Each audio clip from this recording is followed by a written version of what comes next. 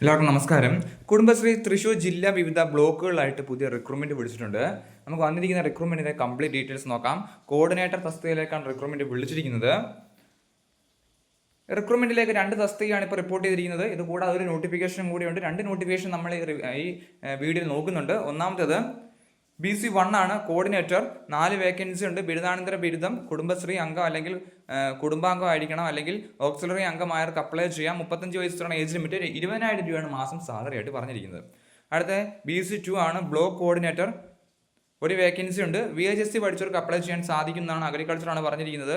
കുടുംബശ്രീ അംഗം അല്ലെങ്കിൽ കുടുംബാംഗം, ഓക്സിലറി അംഗം ആയിരിക്കണം എന്ന് പറഞ്ഞിട്ടുണ്ട്. 35 വയസ്സുള്ള ഏജ് ലിമിറ്റ്. 20,000 രൂപയാണ് മാസം സാലറി ആയിട്ട് പറഞ്ഞിരിക്കുന്നത്. 31/1/2026 വരെ അപ്ലൈ ചെയ്യാൻ സാധിക്കുന്നതാണ്.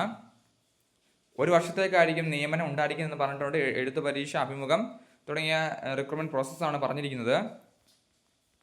റിക്രൂട്ട്മെന്റിലേക്ക് അപേക്ഷ അയക്കേണ്ട വിലാസമൊക്കെ കൊടുത്തിട്ടുണ്ട്.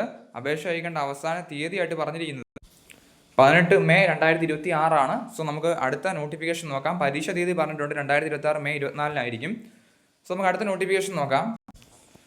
അടുത്ത വേക്കൻസി വന്നിരിക്കുന്നത് എറണാകുളം ജില്ലാ മിഷനിലേക്കാണ്, ബ്ലോക്കിലേക്കാണ് വേക്കൻസി വന്നിരിക്കുന്നത്.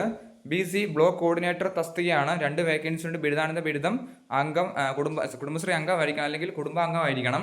അതല്ലെങ്കിൽ ഓക്സിലറി അംഗമായിരിക്കുന്നവർക്കും അപ്ലൈ ചെയ്യാൻ സാധിക്കുന്നതാണ്. 20,000 രൂപയാണ് സാലറി ആയിട്ട് പറഞ്ഞിരിക്കുന്നത്.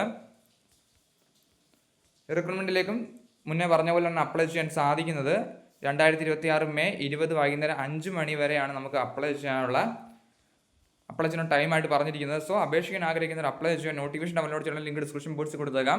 നോട്ടിഫിക്കേഷൻ ഡൗൺലോഡ് ചെയ്ത് വായിച്ച് നോക്കിയതിനു ശേഷം അപേക്ഷിക്കാൻ ആഗ്രഹിക്കുന്നവർ അപ്ലൈ ചെയ്യുക. എന്തെങ്കിലും സംശയമുണ്ടെങ്കിൽ കമന്റ് ചെയ്യുക. താങ്ക്